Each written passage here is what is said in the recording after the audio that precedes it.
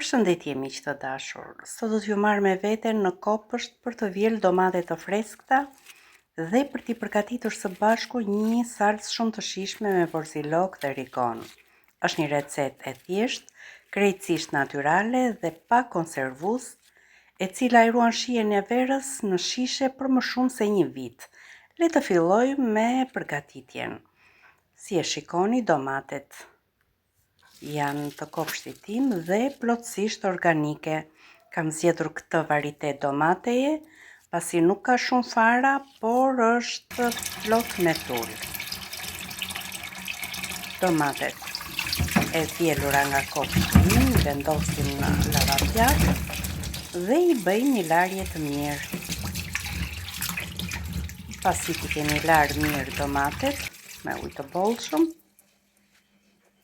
i presim në disa pjesë në këtë mënyrë. Nuk ka rëndësi që pjesët jenë shumë të vogla, pasi do zjejnë dhe do kalojnë në blender ose në frulator. Çfarë të keni ju më për kollaj. E mbushim tenxhere plot, i shtojmë një lugë të gjellës me krip të trashë të pa përpunuar. I vendosim kapakun dhe direkt në zjarr për 20 minuta. Derisa ta shikoni që domatet janë zbutur. Si e shikoni, pa i shtuar asnjë pikë ujë, domatet lëshojnë vetë lëngje.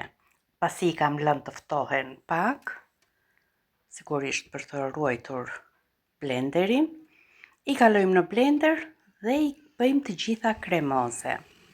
Për disa sekonda, pureja e domateve është gati.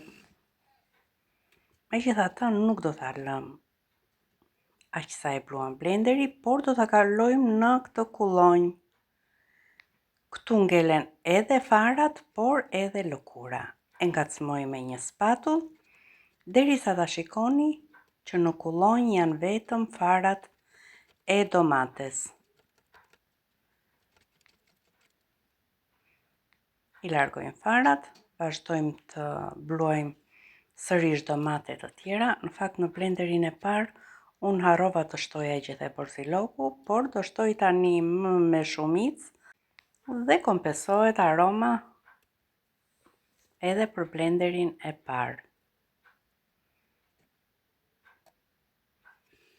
I bluajmë në blender.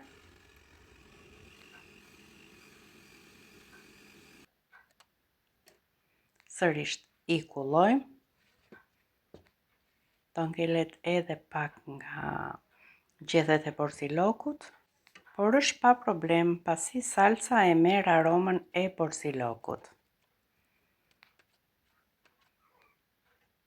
Kështu do vazhdojmë radhë me të gjithë masën e domateve, duke shtuar borzilok dhe duke grirë domatet.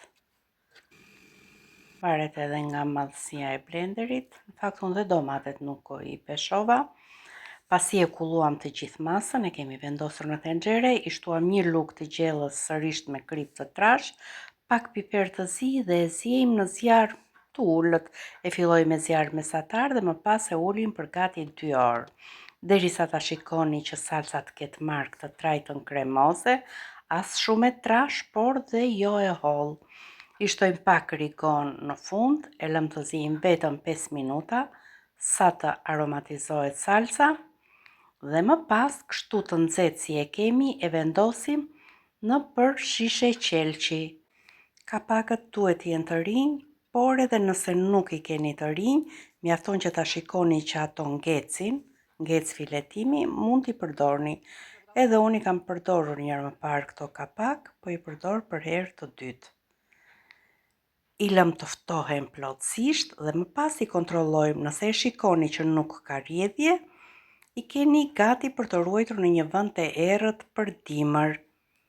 Nëse ju pëlqeu kjo video, do më gëzonit shumë me një like dhe subscribe në kanalin Pasion Kuzhine.